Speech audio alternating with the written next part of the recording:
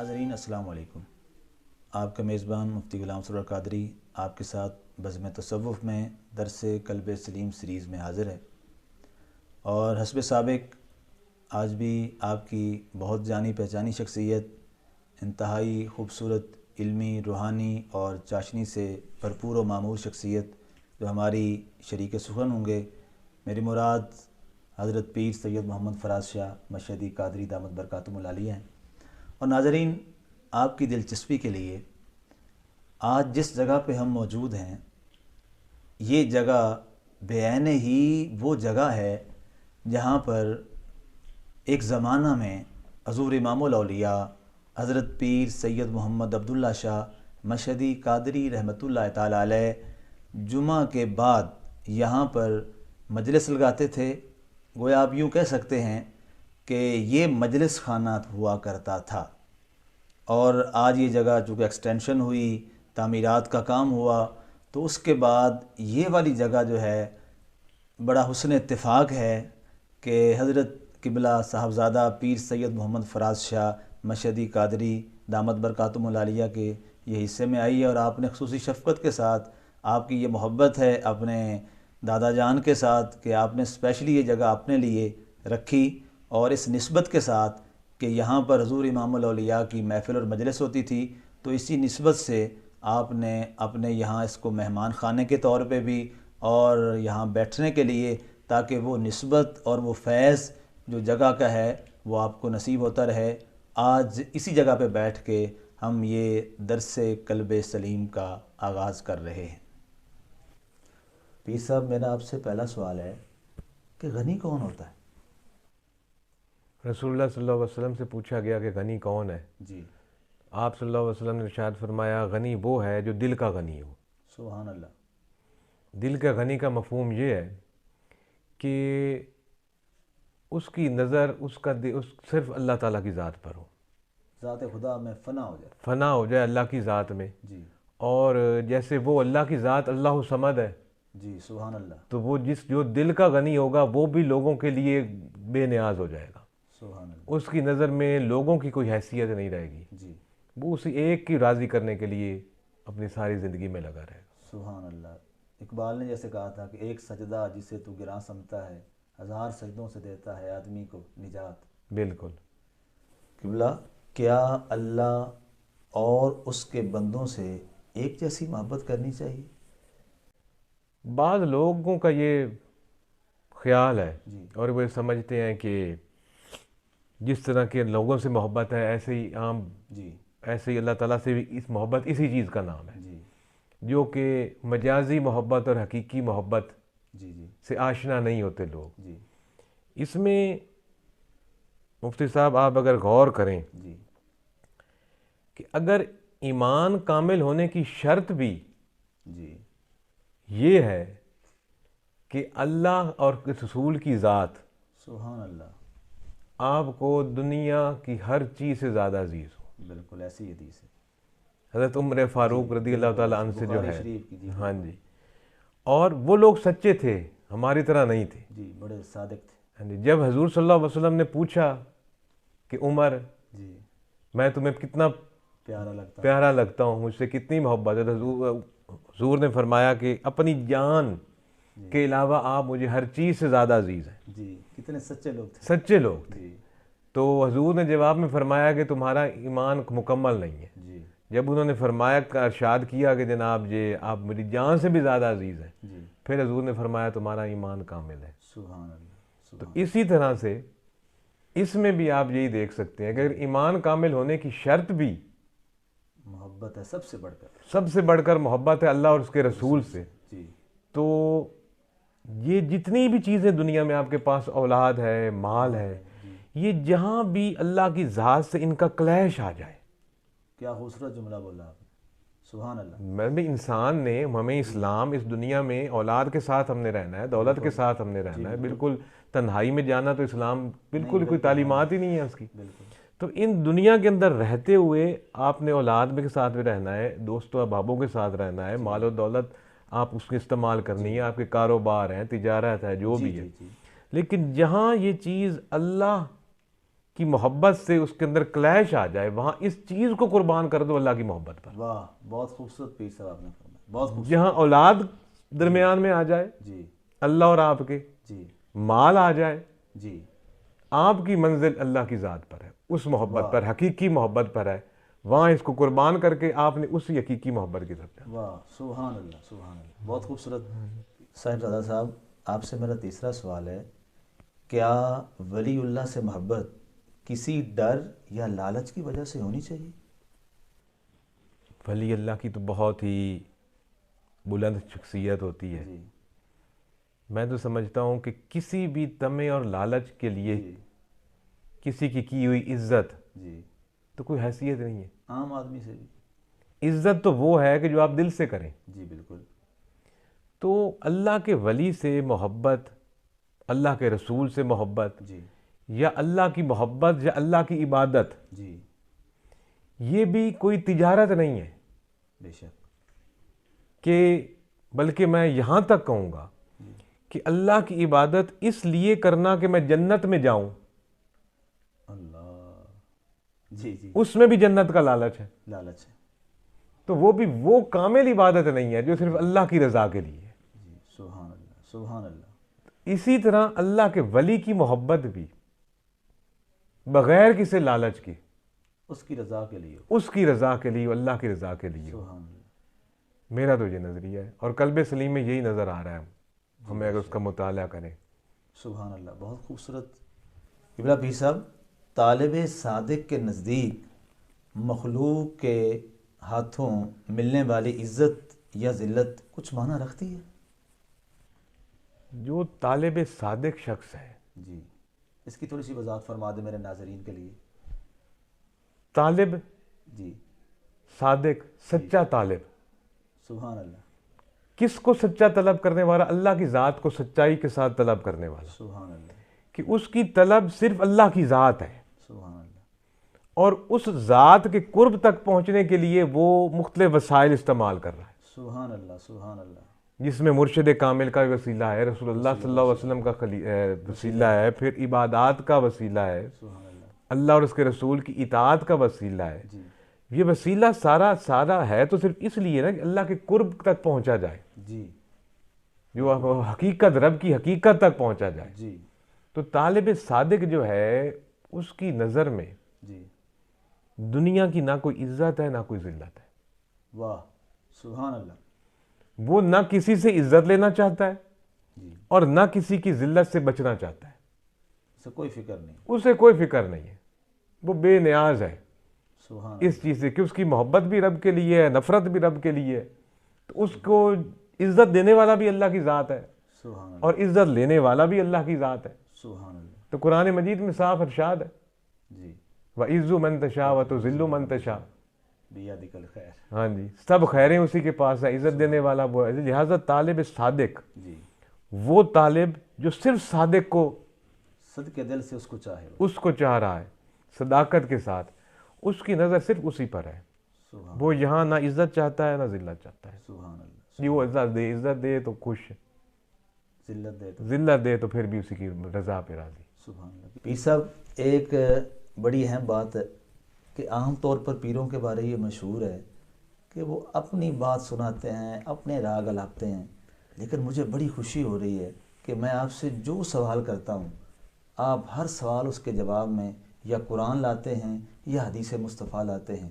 یہ تربیت کہاں سے ملی آپ کو؟ آپ نے بہت خوبصورت بات کی جی کہ پیر لوگوں کو اپنی باتیں بتاتے ہیں، جی اور آپ ہر بات قرآن سے بتا رہے ہیں یا اس کا حدیث رسول سے. حدیث رسول سے اس کا ریفرنس دے رہے ہیں. یہ تربیت کہاں سے ملی؟ پہلی بات تو اس میں یہ ہے کہ میں یہاں کوئی اپنی بات تو کر نہیں رہا، جی بالکل. ہم قلب سلیم پر ڈسکشن کر رہے ہیں، جی اور قلب سلیم میں جو آ رہا ہے میں اس حساب سے اس کا جواب دے رہا ہوں. جی جی اور جس شخصیت کے بارے میں یہ کتاب ہے، جی سید محمد عبداللہ شاہ رحمۃ اللہ علیہ کی، جی جی انہوں نے اپنی کوئی بات نہیں کی. اللہ اکبر. سبحان اللہ. جو بھی بات کی اللہ کی اور اس کے رسول کی اور لوگوں کو اسی کی طرف بلایا. سبحان اللہ. سبحان اللہ. لہٰذا جب میں اس کے بارے میں وضاحت کروں گا تو میں بھی وہی پیش کروں گا سبحان اللہ، جو آپ نے تربیت کی بات کی تو تربیت بھی اسی کی ہے ہمیں. واہ واہ واہ واہ، سبحان اللہ. پیر تو ہوتا ہی وہ ہے جو علم بانٹتا ہے. پیر لفظ کا معنی تو ہے نا علم دینے والا. علم دینے والا، بزرگ بڑا. ہاں جی. جی تو علم کون سا دینا ہے ہم نے؟ وہ والا علم ایک پیر لوگوں کو دیتا ہے جو کہ رسول اللہ صلی اللہ علیہ وسلم نے جی، اصحاب صفا کو سکھایا. سبحان اللہ سبحان اللہ سبحان اللہ. جہاں سے اس کا آغاز ہوا اسلام کی جو پہلی یونیورسٹی، جہاں سے صوفی بنے، صوفہ سے. صوفہ سے صوفی بنے، اور وہ اسلام کا پہلا کالج، اسلام کی پہلی یونیورسٹی. بے شک بے شک. تو اس لیے تربیت کا بھی اس میں دخل ہے کہ ہم نے بچپن سے ہی، میرے دادا کو تو میں نے نہیں دیکھا لیکن اپنے والد گرامی سے ایک عاجزی اور انکساری سیکھی ہے. سبحان اللہ. اپنی ذاتی حیثیت جو ہے وہ کہیں بھی نہیں بڑی بات، بڑی پسند کی، نہ نمود و نمائش. سبحان اللہ. اور ویسے بھی میری سوچ یہی ہے کہ آپ اسی کا ذکر کریں بیٹھ کے، واہ وہ خود ہی لوگوں کے دلوں سے میں ڈالے گا آپ کی عزت. سبحان اللہ. جہاں آپ کی ذات آئے گی تو پھر تو وہ صوفی کی تو پہلی شرط ہی یہ کہ اپنی ذات ختم کرنی. آپ پھر وہ قرآن کو لے آئے، فذکرونی فذکرونی اذکرکم. سبحان اللہ سبحان اللہ. ذاکرین، اللہ کے ذاکرین کو کم چیز نہیں ہے. اللہ نے فرمایا میں ان کا ذکر کر رہا ہوں. سبحان اللہ. تو اللہ کا ذکر کرنا یہ نہیں کہ اللہ کوئی تسبیح پڑھ رہا ہے ان کی. اللہ کا ذکر یہ کرنا ہے کہ وہ ان کا نام اس نے بلند کر دیا ان کا قیامت تک. پیر صاحب آپ سے میرا ایک سوال ہے کہ حضرت سیدنا محمد رسول اللہ صلی اللہ علیہ وآلہ وسلم کا ایک ارشاد مبارک ہے، الدنیا جیفا و طالبہا کلاب، کہ دنیا مردار ہے اور اس کا طالب کتا ہے. اس سے کیا مراد ہے؟ دیکھیں جی، اس میں آپ پہلے تو قرآن مجید کو آیت کی ذہن میں رکھیں جی جس میں اللہ رب العزت نے فرمایا کہ دنیا کا مال جی اور اولاد جی. فتنہ ہے. فتنہ سے کیا مراد؟ فتنہ عربی کا لفظ ہے جس کو اردو میں آپ آزمائش کے طور پر استعمال کر سکتے جی ہیں. ایک یہ آیت ہے، اور ایک دوسری آیت بھی اسی سے ملتی جلتی ہے جی کہ کہیں تمہیں مال اور اولاد اللہ کے ذکر سے غافل نہ کر دے. جی بالکل ہے. یہ دوسری آیت ہے جس کا مفہوم یہ ہے. اور اگر ایسا ہوا اور آپ ذکر سے غافل ہو گئے تو یہ آپ کے لیے بہت برا ہوگا. جی یہ قرآن مجید کے اندر ارشاد فرمایا. تو اسی روح سے دنیا اور مال کو رب العزت نے آزمائش ہمارے لیے رکھا ہے. جی اور اگر وہ آزمائش ہمیں اللہ کے ذکر سے غافل کر دے جی تو وہ مردار ہے. بے شک. اور مردار کا طالب جو کرتا ہے، کون کرتا ہے مردار کا طالب؟ کتا ہی. اس لیے اس مثال کو لوگوں کو سمجھانے کے لیے کیا گیا. اسی لیے اس کو مزید سمجھنے کے لیے ایک سرکار دو عالم صلی اللہ علیہ وسلم جب ایک دفعہ کہیں سے گزر رہے تھے جی تو راستے میں ایک جانور جو تھا وہ جی مردار مرا ہوا. کئی دنوں سے مرا پڑا تھا اور اس کے جسم میں بدبو پڑی ہوئی تھی جی اور قریب سے گزرنا بھی مشکل تھا. جی جی تو جب حضور اس کے پاس سے گزرے تو حضور نے صحابہ سے دریافت کیا کہ اس کو کون خریدنا چاہے گا اللہ اور کتنے کا؟ اللہ.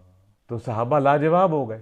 جی تو خود حضور نے ارشاد فرمایا کہ اللہ کی نظر میں دنیا اس مردار جانور سے بھی بدتر ہے. اللہ اکبر. اللہ. دنیا سے مراد رب سے غفلت ہے. یعنی وہ دولت یا مال جو آپ کو رب سے دور کر دے. جو رب سے غافل کر دے وہ دنیا ہے، اور جو اس میں پڑ گیا سرکار نے فرمایا وہ کتا. اللہ. قبلہ، کیا درویشوں کے دلوں میں بھی بغض و عناد ہوتا ہے؟ بالکل نہیں جی. یا وہ درویش ہوگا اللہ. اور یا بغض و عناد ہوگا اس کے دل میں. اکٹھے نہیں ہو سکتے. اکٹھے اس لیے نہیں ہو سکتے کہ درویش کے دل کے اندر رحمان کی ذات جلوہ گر ہے سبحان اللہ سبحان اللہ. اور وہ پاک ہے. وہ پاک ہے. جس دل میں رحمان کی ذات جلوہ گر ہے وہ پاک ہے. جی بے شک. پاک دل ہے. جی. اور بغض بھی ناپاکی ہے، ناپاکی بالکل. حسد بھی ناپاکی ہے، بالکل ایسے ہی. نفرت بھی ناپاکی ہے. جی تو یہ ساری ناپاک چیزیں ایک اس پاک دل میں کیسے آ سکتی ہیں جس میں رحمان کے جلوے نظر آ رہے ہوں لوگوں کو اور موجود ہوں؟ لہٰذا پاک اور ناپاک اکٹھا نہیں رہ سکتا. سبحان اللہ. آگ اور پانی والا معاملہ. آگ اور پانی والا معاملہ. سبحان اللہ. وہ تو پاک ہے، اس نے اپنے آپ کو تو قرآن کے حکم کے مطابق پاک کر لیا ہے، جی ظاہر بھی اور باطن بھی. جی اس لیے کہ ابھی ممکن ہی نہیں ہو سکتا کہ ایک صوفی یا ایک درویش کہ دل میں کسی بھی انسان کے لیے بغض آ جائے، نفرت آ جائے۔ اللہ اکبر، اللہ سبحان اللہ۔ قبلہ پیر صاحب، کیا اللہ کے بندے کسی کو حقارت کی نظر سے دیکھتے ہیں؟ حقارت کی نظر سے کسی کو دیکھنا، دیکھیے جی، گناہ گار آپ کو نظر آتے ہیں لوگ، جی ہم نے ان کے گناہ سے نفرت کرنی ہے، واہ واہ واہ واہ، سبحان اللہ سبحان اللہ، اس بندے سے نفرت نہیں کرنی ہے جو وہ گناہ کر رہا ہے۔ سبحان اللہ، گناہ سے نفرت ہے، بندے سے نہیں۔ نہیں، اگر آپ بندے سے نفرت کریں گے تو پھر اس کی اصلاح کس نے کرنی ہے؟ واہ، کیا صوفیانہ جملہ ہے۔ اور صوفی کا یہی کام ہے کہ ہر گناہ گار کو جی اپنے ساتھ ملا کر جی، اس گناہ سے پاک کرنا ہے اللہ اکبر، سبحان اللہ، جو ناپاک گناہ ہے۔ جی اب اگر نفرت آپ اس انسان سے کریں گے جس سے آپ نے نفرت کر رہے ہو، آپ کیا اس کو پاس بٹھاؤ گے؟ کبھی نہیں، دور ہو جائے گا۔ وہ دور ہو جائے گا اور گناہوں میں جائے گا۔ لہٰذا صوفی اور درویش کبھی کسی سے نفرت نہیں کرتا، سبحان اللہ، وہ صرف اس گناہ سے نفرت کرتا ہے جو وہ بشر کر رہا ہے، واہ واہ واہ واہ، اور وہ بشر جب حقیقی توبہ کر لے گا تو وہ حقیقی عزت والا بن جائے گا۔ سبحان اللہ، ان اکرمکم عند اللہ اتقاکم، سبحان اللہ، بہت خوبصورت اس صف میں آ جائے گا وہ۔ ماشاء لہٰذا نفرت ہمیشہ ایک صوفی، ایک درویش گناہ سے کرے گا، گناہ گار سے نہیں کرے گا۔ ماشاء اللہ، سبحان اللہ۔ پیر صاحب، بہت خوبصورت آپ نے جملہ بنا، ایک جملے میں آپ نے سمندر اور دریا کو کوزے میں بند کیا کہ گناہ سے نفرت ہے، گناہ گار سے گناہ نہیں، گار سے گناہ نفرت ہے۔ گار۔ ماشاء اللہ۔ حضرت صاحب، ایک واقعہ ہے قلب سلیم میں غلام علی درویش صاحب کا، اس کی اصلیت اور حقیقت کیا ہے؟ اب یہ ایسا کویسچن ہے کہ میری بات تب سمجھ آئے گی جی زیادہ جب کہ آپ قلب سلیم کا مطالعہ کریں گے۔ جی بالکل بالکل، ہاں جی، اب جس نے وہ جس مجلس کی آج ہم گفتگو کر رہے ہیں، اب یہ واقعہ اس میں ہے، جی بالکل، اور اس کا ہمیں مطالعہ کرنا پڑے گا قلب سلیم کا۔ کرنا پڑے گا جی۔ تو اگر کوئی بعد میں کرنا چاہے، میں تھوڑا سا سرسری جی اس کی بات کر دیتا ہوں جی، کہ وہ ایک طرح سے پردہ پوشی کا واقعہ ہے۔ اچھا، جو واقعہ اس میں بیان کیا گیا ہے جی کہ کسی گناہ گار کو پیش کیا گیا بارگاہ میں جی، حضرت کی، حضرت کی بارگاہ میں، تو حضرت نے مناسب نہیں سمجھا کہ اس طرح اس کے گناہ کو پیش کیا جائے لوگوں کے سامنے سبحان اللہ، بغیر کسی مستند ثبوت کے۔ جی اس لیے حضور نے اس کو ناپسند فرمایا، جی اور یہ بھی فرمایا کہ اگر آپ اس دنیا میں، جسے حضور کا فرمان ہے جی، کہ کسی کی پردہ پوشی کرو گے تو کل قیامت کے دن بھی اللہ تمہاری پردہ پوشی کرے گا۔ اللہ اللہ، بے شک، ایسے ہی ایسے ہی، تو وہ واقعہ اس انداز سے چل رہا ہے، پردہ پوشی کہ ہمیں ایک دوسرے کی پردہ پوشی کرنی چاہیے، سبحان اللہ، ایک دوسرے مسلمان کے گناہوں کی پردہ پوشی کر کے اس کی اصلاح کرنی چاہیے۔ سبحان اللہ۔ قبلہ صاحب، آقا کریم علیہ الصلوۃ والسلام کا کیا ارشاد مبارک ہے اس شخص کے بارے میں جو بغیر مرشد کے دنیا سے رخصت ہو جائے؟ حضرت ابو ہریرہ رضی اللہ تعالیٰ عنہ جی سے ایک حدیث مروی ہے جی کہ حضور نے فرمایا کہ جو بغیر مرشد کے جی، اس دنیا سے گیا وہ جہالت کی موت مرا، اللہ اکبر، اور جہالت کی موت مرنا آپ خود اندازہ لگا سکتے ہیں کہ وہ کس طرح کی زندگی گزار گیا۔ جی لہٰذا اس سے ہمیں یہ سبق حاصل ہوتا ہے کہ کسی کو کامل مرشد مل جانا، جی، سبحان اللہ، کامل مومن مل جانا، جی اس دنیا میں اپنی صحبت کے طور پر جی، ساتھی مل جانا، اس سے بڑی نعمت میری نظر میں دنیا میں کوئی نہیں ہو سکتی اگر کسی کو کامل مرشد مل جائے سبحان اللہ۔ اس کی ہدایت کے لیے۔ کامل مرشد مل جانا، آپ نے فرمایا کہ یہ بڑی سعادت کی بات ہے، تو کامل تھوڑا سا وضاحت فرما دیں میرے ناظرین کے لیے، کامل کیا ہوتا ہے؟ کامل کا مطلب مکمل، پرفیکٹ، پرفیکٹ، جیسے کہ کامل ایمان، جی بالکل، آپ کہیں گے کہ اس کا کامل ایمان ہے، جی کہ ایمان کی تمام شرائط کو وہ پورا کر رہا ہے۔ جی اور کامل مرشد سے مراد جی کہ مرشد ہونے کی، جی، کسی کی امامت کرنے کی تمام شرائط اس میں پوری ہیں شرعی طور پہ۔ سبحان اللہ، سبحان اللہ، جیسے کہ امام نماز کے لیے کھڑا ہوتا ہے، کچھ شرائط اس کی ہیں، جی بالکل طے ہیں، اور کامل امام وہ ہوگا جو تمام شرائط کو پورا کر رہا ہے۔ جی، تو کامل مرشد اور امام سبحان ایک ہی چیز کا نام ہے۔ سبحان تو اللہ، کامل مرشد جو ایمان کی تمام شرائط کو پورا کر کے کامل ایمان والا ہے۔ جی سبحان اللہ۔ پیر صاحب، طالب صادق کو پیر کامل کے کردار کی پیروی کس طرح کرنی چاہیے؟ جب آپ کسی کو اپنا آئیڈیل بنائیں، جی ایک مرید کے لیے اس کا پیر ہی آئیڈیل ہے، بے شک. تو پھر جب کسی کو آپ آئیڈیل بناتے ہیں جی تو جتنی کوشش بندہ کرے کہ اس کی صحبت اختیار کرے، جی نمبر ایک تو جی کہ جتنی دفعہ وہ اس کے پاس زیادہ جتنی دیر بیٹھے گا جی اس طرح اس کو فائدہ حاصل ہوگا صحبت کے ساتھ.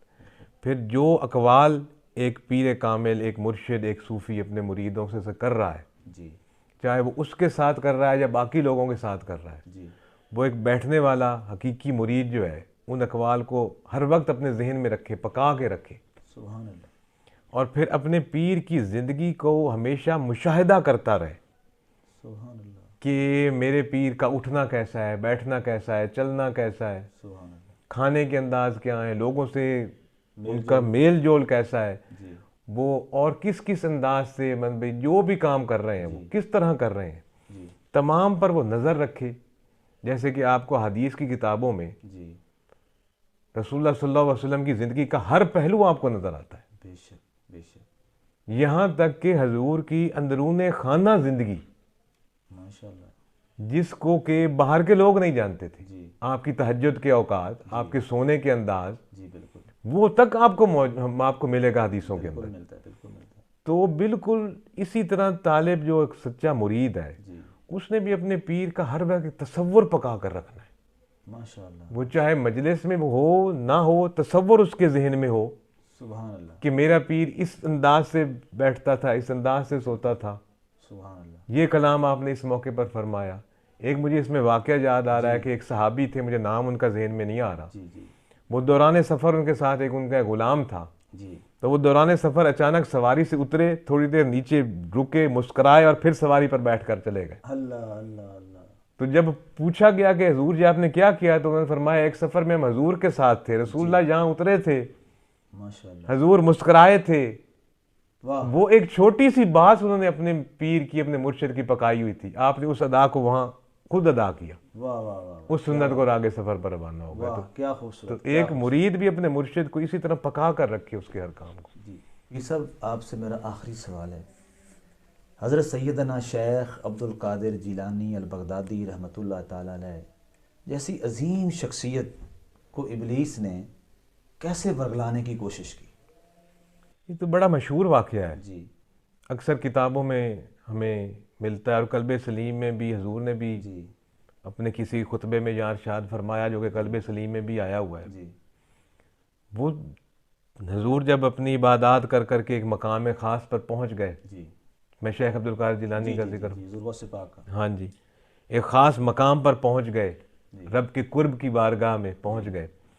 تو آپ کہیں جا رہے تھے تو اچانک سے آپ کو ایک آواز آئی جی کہ جی عبد القادر میں تمہارا رب ہوں، جی بالکل ایسے. اور آج کے بعد تم نے مجھے راضی کر دیا ہے، جی لہٰذا تو جو مرضی چاہے کر، جی تجھے چھوٹ ہے اس کے بعد. اللہ. جیسے کہ مثال کے طور پہ آپ اس میں دیکھیں کہ میں تھوڑی سی طویل میری واقعے کو سمجھانے کے لیے بات تھوڑی سی طویل ہو جائے گی، بسم اللہ بسم اللہ. کہ آپ کو پتہ ہے کہ چند لوگوں کو حضور اللہ صلی اللہ علیہ وسلم نے دنیا میں ہی جنت کی بشارت دے دی تھی، جنہیں عشرہ مبشرہ کے نام سے جی مشہور. بالکل. اور پھر اس کے علاوہ ان 10 کے علاوہ 313 جو بدر میں تھے، بدری صحابہ. بدری صحابہ، ان کو بھی کوئی بشارتیں مل گئی تھیں جی بالکل. حضور کی طرف سے. لیکن آپ یہ دیکھیں کیا ان 10 نے جنت کی بشارت ملنے کے باوجود بھی کبھی حقوق اللہ یا حقوق العباد سے سستی کی ہو اس کے بعد کی زندگی میں؟ بالکل نہیں، بالکل نہیں. اطاعت اللہ کی اور اللہ کے رسول کی اطاعت سے کہیں انہوں نے سستی کا مظاہرہ کیا ہو بالکل نہیں ملتا حدیث، نہیں ملتا. ان 10 مبشرہ کا؟ نہیں. بلکہ ہمارے لیے وہ نمونہ ہیں، وہ لوگ ماڈل ہے ہمارے لیے. اطاعت کے لیے. اسی طرح سے وہ 313 جو بدر میں تھے ان کو بھی اسی طرح کی بشارت تھی، بے شک. اللہ کے راضی ہونے کی بشارت ان کو مل گئی تھی. بڑے عظیم لوگ. کیا ان 313 میں سے ایک نے بھی کوئی غفلت کا مظاہرہ کیا؟ بالکل نہیں، آخر تک نہیں کی. تو آپ اس واقعے کو اس کے ساتھ جوڑیں واہ واہ واہ واہ کیا تطبیق ہے. سبحان اور دیکھیں کہ حضور غوث پاک کو شیطان نے کیا کہا کہ جناب ہر چیز سے آپ جو ہیں بری ہیں، جو مرضی کریں. تو حضور غوث پاک فرماتے ہیں میں نے ایک لمحے کے لیے سوچا کہ محمد رسول اللہ صلی اللہ علیہ وسلم کو اگر آخر تک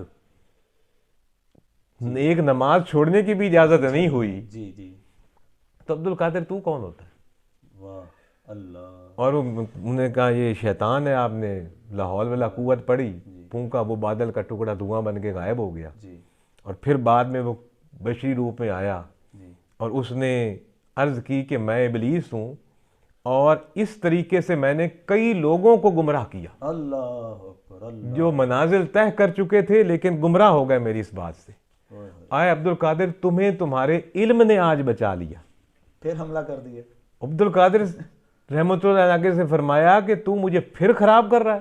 واہ واہ. عبد القادر, اور عبد القادر کا علم کون ہوتا ہے؟